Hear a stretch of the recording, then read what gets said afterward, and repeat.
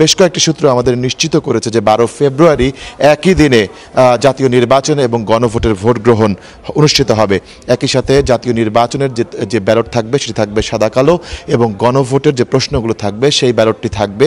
গোলাপি এবং কালো রঙের। এই ধরনের তথ্য আমরা বিভিন্ন সূত্রের মাধ্যমে নিশ্চিত হতে পেরেছি। তো আমরা যতটুকু জানতে পারছি যে ঠিক সন্ধ্যা 6টার দিকে এই ভাষণটি বাংলাদেশ টেলিভিশন সহ সম্প্রচার মাধ্যম যেগুলো আছে সেগুলো সম্প্রচার করবে, এবং সেখানে নির্বাচনের মনোনয়ন দাখিল, মনোনয়ন যাচাই বাছাই, প্রচারণার তারিখ, কবে প্রচারণা বন্ধ হবে, কবে আপনার ভোট গ্রহণ হবে, সেই সব বিষয় কিন্তু বিস্তারিত সেখানে তুলে ধরা হবে, এবং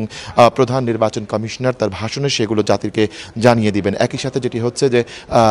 সীমানা সংক্রান্ত বেশ কয়েকটি জটিলতা ছিল, সেই জটিলতাগুলো উচ্চ আদালতের রায়ে কিন্তু কেটে গেছে, যার ফলে এবার 300 আসনেই কিন্তু একদিনে তফসিল ঘোষণা করা হচ্ছে। এর বিগত বেশ কয়েকটি নির্বাচনে কিন্তু আমরা দেখেছিলাম যে কয়েকটি আসনে তফসিল কিন্তু একসাথে ঘোষণা করা সম্ভব হয়নি, যে কারণে এবার কিন্তু সেই সমস্যাগুলো নেই। এবার 300 আসনেই একসাথে একই দিনে অনুষ্ঠিত হবে ত্রয়োদশ জাতীয় সংসদ নির্বাচনের ভোট গ্রহণ। আমরা যতটুকু জানতে পেরেছি এই সংক্রান্ত যে গেজেটটি রয়েছে সেই গেজেটটি কিছুক্ষণের মধ্যেই হয়তো বা নির্বাচন কমিশন কার্যালয় থেকে প্রকাশ করা হবে, এবং এই জন্য আমরা যতটুকু জানতে পেরেছি যে আড়াইটার দিকে একটি বৈঠকে বসার কথা রয়েছে প্রধান নির্বাচন কমিশনের নেতৃত্বে যে কমিশনাররা রয়েছেন তাদেরকে সবাইকে নিয়ে একটি বৈঠকে বসার কথা রয়েছে, এবং এই বৈঠকে আসলে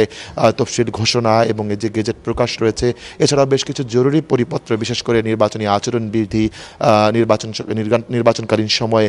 নিরাপত্তা ব্যবস্থা, এইগুলো সবগুলো বিষয়ে সার্বিক একটি বৈঠক হওয়ার কথা রয়েছে আড়াইটার দিকে, এবং এই বৈঠক শেষে আনুষ্ঠানিকভাবে এসব বিষয়ে আমাদের সাথে কথা বলতে পারেন নির্বাচন অফিসের যে কর্মকর্তারা রয়েছেন তারা, এমনকি সচিবও আমাদের সাথে কথা বলতে পারেন, এমনটি আমরা